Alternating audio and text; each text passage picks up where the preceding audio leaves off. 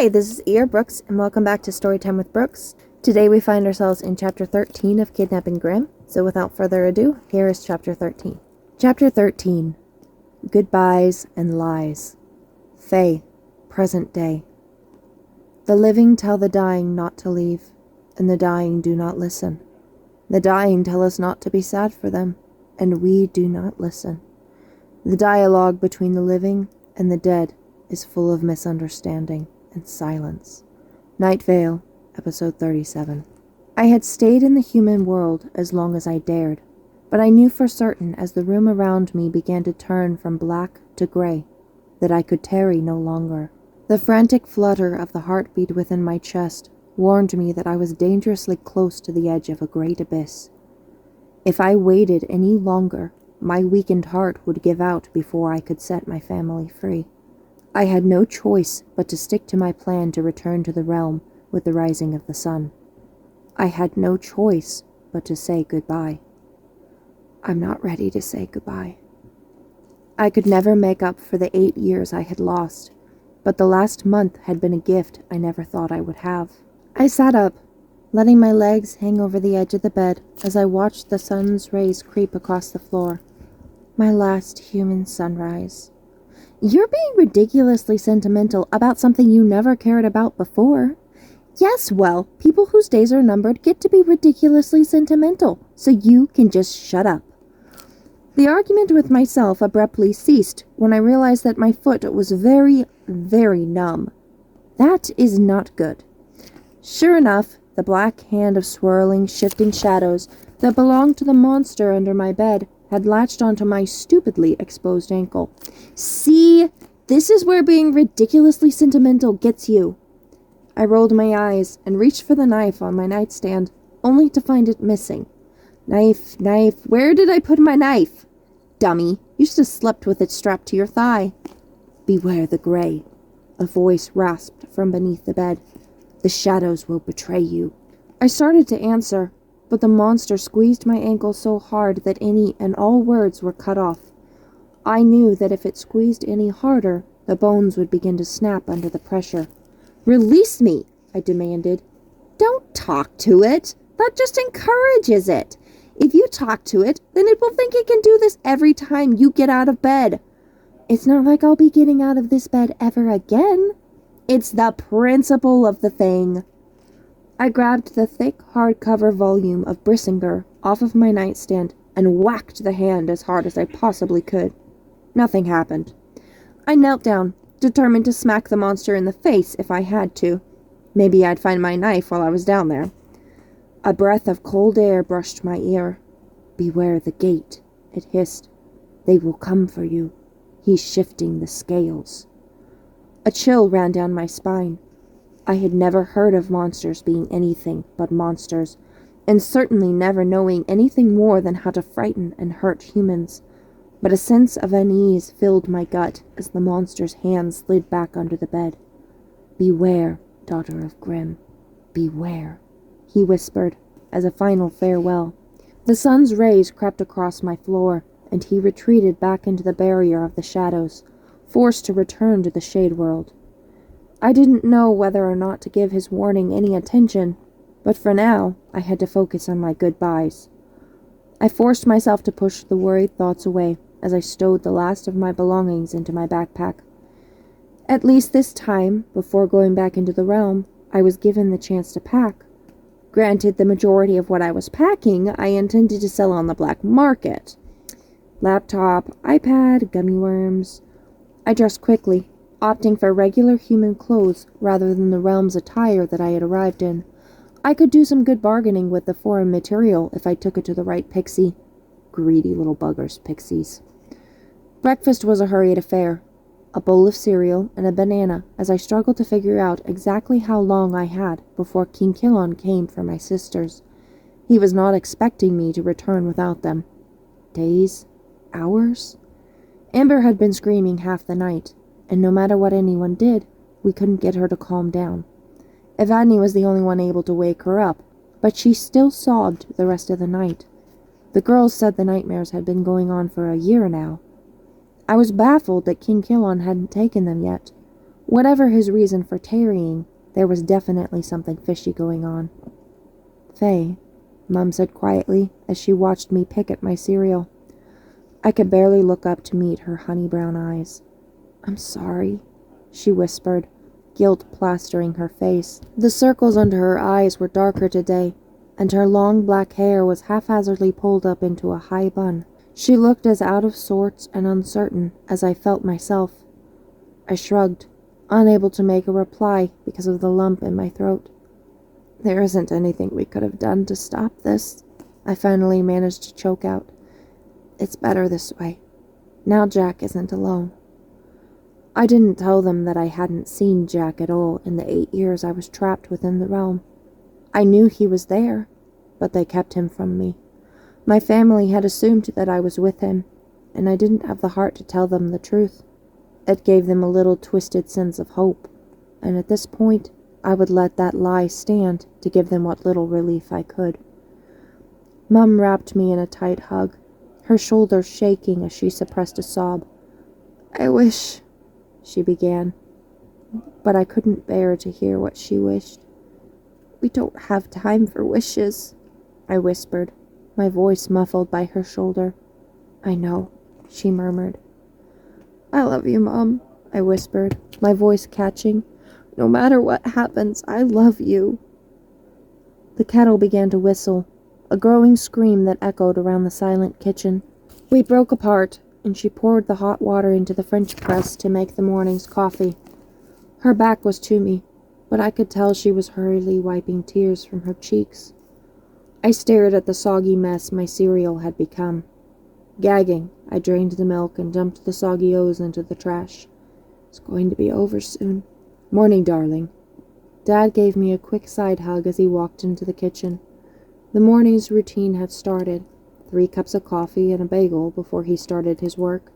His silvering hair was sticking out at odd angles, and his face was haggard, suggesting that he had gotten as little sleep as the rest of us. My stomach flip-flopped, and nausea crawled up my throat. "Morning, Dad," I managed to choke out. "How's my little girl?"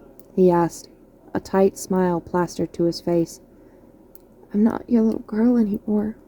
What do you possibly expect me to say?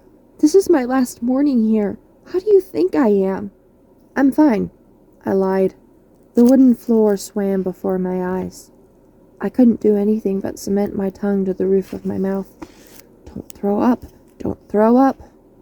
I sipped at a glass of ice water as nonchalantly as I could, struggling to control my shaking hands while I blocked out the whispered conversation between Mum and Dad. She poured him his first mug of coffee, and he kissed the top of her forehead, his lips lingering as he reassuringly murmured something. An unfamiliar longing rushed through me. I would be dead before I ever had the chance to know what a love like theirs could be like. People like me don't get happy endings, and after the innocent blood I've shed, I don't deserve one. Dad walked hesitantly toward me, and I couldn't make eye contact as I held out the bag of bagels that had been behind me. He ignored the bag that dangled from my fingertips and wrapped me in a tight hug. The scent of coffee and aftershave engulfed my senses, and for the briefest moment I felt safe as the memories dragged me backward. I was once again a child, secured in his arms and confident that he could protect me from all of the monsters in the world. The feeling was short-lived. Reality soon overwhelmed me, bittersweet with memories and laced with pain. He couldn't protect me anymore. "Deep breaths," he muttered. "You just have to hold on a little longer. I'm trying to get you out of there." "You've been looking for over 8 years. We're out of time. There is no other way out than the way that ends me." "It'll be okay," I sniffed. "I'll be fine. It's not that bad, really." "Liar." His dark brown eyes were miles away as he finally pulled away and took a slow sip of his coffee. I couldn't ignore the tremor in his hands. He knew I was lying.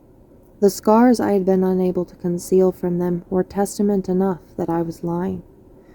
It pained me to know he felt guilty about being unable to protect me. He did not deserve to bear such a burden when it was something none of us could have ever prevented. He opened his mouth as if he was going to say something more, but at the last moment he seemed to think better of it, and instead asked Mum what the weather report was for the day. His light-hearted tone was forced and unnatural, and soon an uneasy silence fell over the kitchen as we all avoided making eye contact. "It's going to be okay. They're going to be safe." I stared at my worn leather boots, trying to think of something to say. Dad still made no move to take the bag of bagels that hung limply from my hand. He sipped at his coffee in silence, his face mirroring the worry that lined Mum's. Finally, Mum broke the silence. "Evgeny already left for ballet practice," she said hesitantly, "but I'm sure you could manage to wake Ember up and tell her one last goodbye. I know you all said your goodbyes last night, but she'd never forgive you if you didn't let her know you were finally leaving." "That's a good idea. Thanks," I said half-heartedly. I hated to leave the kitchen. It was one step closer to actually leaving, and saying one last goodbye to Ember meant that I had nothing left to do but go. I hardened my resolve as I gave a final goodbye to my parents. They didn't know that they would never see me again, but we were all crying before I managed to tear myself away from the kitchen. "They're going to be safe." I wiped the tears from my cheeks as I walked quietly up the stairs toward Ember and Evgany's room, not bothering to avoid the spots that I knew would creak and groan beneath me. The wood swirled in front of my eyes as more tears blurred my vision. I'm going to end the cycle. I will break the curse. Ember and Evgeny will not share my fate. I cannot let them share this fate. The stairwell tightened around me as the walls closed in. I couldn't breathe. I couldn't think. Everything around me was too quiet, while the roaring in my ears grew louder and louder with every step I took. I am Faye Grimm. I am a wolf with a lion's heart, and I will not be afraid. The world solidified around me, and I took a reassuring breath, calming my frantic heartbeat with the knowledge that their nightmare would soon be ending. In the end, if they were safe, it would be worth every ounce of pain. "Ember," I whispered softly as I crept into her room. "No," Ember's muffled voice replied. "I refuse to wake up, therefore you can't leave." "I have to leave," I said softly. A large white shape came hurtling from the direction of her bed as she burrowed further into the warmth of her blankets. I ducked, and the pillow just barely missed my head. "Nope," she mumbled. "There will be no leaving." "Ember, please. I have to go." She growled as she sat up, the circles under her blue eyes standing out against her pale, freckled skin like bruises. "She looks like an adorably rumpled raccoon." "I need a cup of coffee," she moaned half-heartedly as she vigorously rubbed the sleep from the corners of her eyes. I sat on the edge of her bed and smoothed the particularly rigid tuft of chin-length fiery hair. "You always need a cup of coffee," I retorted with a playful nudge. "Wouldn't when sleep is nothing but nightmare." She cut herself off, closing her mouth so the words couldn't escape. She was still unwilling to admit how bad the nightmares were. "They're still coming every night, aren't they?" I probed gently. I knew the truth. Her screams had kept me awake most of the night, but I wanted her to talk to me about it. She shuddered, her vulnerability showing for just a moment. "They get worse as the weeks go by. You have no idea." I pulled her into a tight hug. "I have every idea," I murmured. "I'm so scared," she admitted, her voice muffled by my shoulder. "I know, sweetheart. I'm scared too. I'm terrified by this brutal world, but it's gonna be okay. I'm going to fix it." She pulled back, her face deadly serious. "We could run away," she said urgently. "You, me, Evgeny, we could get away from here and they would never find us. Mom and Dad could go somewhere remote where they'd be safe and—" "Ember," I said gently, cutting her off before she could go any further and get her hopes up. "I can't hold out much longer. You know I can't. My heart won't last in the human realm. I have no choice but to return." Her face crumbled, and I held her tight. I can't let you go back there, she sobbed. You're covered in scars, wounds they gave to you. What if they kill you when you go back? I'll be fine, I lied. Her face darkened. I don't have long until I'm summoned, do I? Her bottom lip trembled, tears shining in her eyes. She can't know the truth. She can't know what I'm going to do. No, I whispered, hugging her close so she couldn't see the guilt that was written plainly across my face. It won't be long until it's over. Stay alive, she whispered. Promise me you'll stay alive. I promise. I managed to choke out, while the tears once again streamed down my face. The words turned to poison on my lips, as the promise I knew I couldn't keep bound me. My heart was constricting, an ache in my chest growing stronger and stronger as it fought to keep beating. I love you, she whispered. My heart seemed to break as I whispered back the undeniable truth. I love you too, more than anything. Thank you for listening to this week's chapter of Kidnapping Grimm. I hope you enjoyed it, and as always, thank you for all the likes and shares and comments, and I hope to see you back next week. Have a wonderful week, and goodbye.